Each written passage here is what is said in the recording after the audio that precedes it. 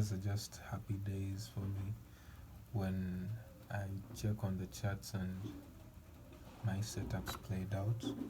So I'm trying to find a way to raise capital to actually get a funded account, but for now it's still kind of hard, but I know within some few months to come I'll raise enough money to buy a farm account. Yeah, preferably funded pips. They are not sponsoring me or anything, but I just like the customer service. So yeah, it's a bit hard watching your setups play out and you can't really do anything about it. All you can do is analyze. But let's get into the charts and let me show you how I break down the trades that I took. I didn't take them actually, but how I set them up. I changed my bias. DXY took out this high, this Wednesday's high, but USDCHF didn't take out this high, so I shifted my bias, not because of that, but because of this order block right here that was respected. So we went lower on Wednesday. So I expected I marked out this in my previous video. If you can go check it out, I marked this out saying this is my POI for price to go lower and take out the sell side liquidity right here. So if we drop down to the 1 hour time frame, if we drop down to the 1 hour, you can see here that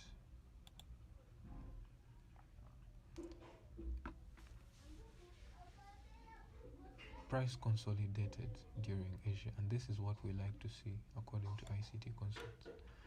But me, I marked out this high right here from the beginning of the consolidation. So if you watch well, all this happened in Asia, and when London opened right here at 2 o'clock New York time, guys, I'm sorry, my last videos haven't been really that good of quality, but I'm going to try to make better content so that it is clear for you guys to see.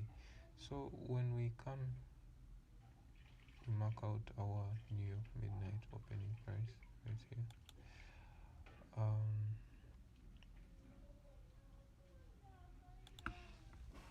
if we mark that out right here, so price came and went up, took out this high right here, and it took it out at 4 o'clock New York time. So according to time frame alignment from 1 hour, I can come direct to the 5-minute and look for my entry right here.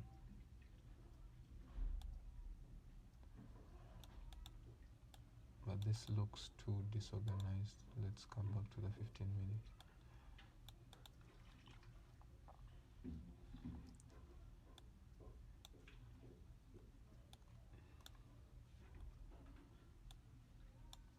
Your first entry would have been when this turtle soup right here. This would have been a very good entry.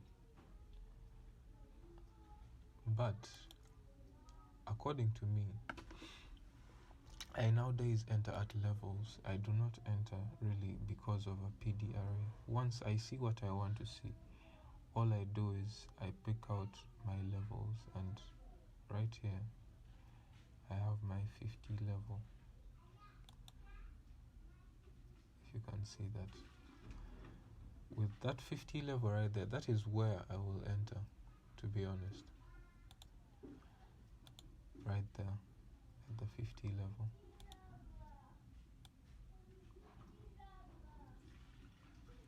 Mind you, I have 4 levels I enter at. There is the 40 level, right here.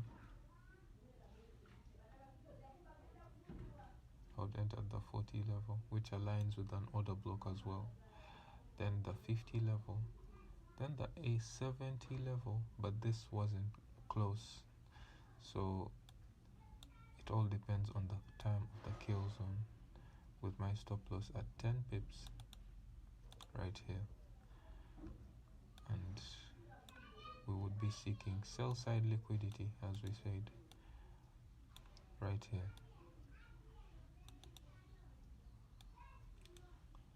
See that? This would have been a 1 to 5, almost a 1 to 6 trade. And as you can see, just a bit of drawdown. I just take only one trade a week, and this is how this played out. I was initially bullish on the US dollar, but then when I came to the weekly, let me first show you here why I had to change my bias. When I came to the weekly, the dollar was not looking all that strong. It was reacting off of, after this old high was taken out, as you can see right there. We rejected, although we closed above, we rejected, and the next week we were bearish. Why I was bullish in the beginning is because of this fair value gap right here. I thought we were going to go higher, but on seeing the reaction of here on Tuesday, Wednesday, I was sure we were now going lower, and that is why I analyzed that sell on USDCHF. As you saw there, I told you USDCHF took out, DXY took out this Monday's high, but USDCHF didn't. So let me show you the other trade on EU, the one I actually analyzed to the end, and I even placed I almost traded it, but of course I don't have I don't have an account yet, and I do not like trading small accounts anymore. So if you can see here on the daily, on the daily, we had already reversed, though we closed below this high. I was sure still of my analysis, my bias. So if we were to come to the 1 hour, we took out previous day's low right here.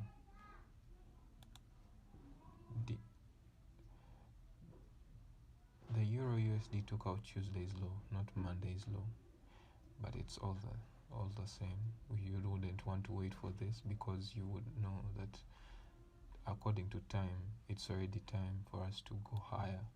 So we got a shift in structure right here.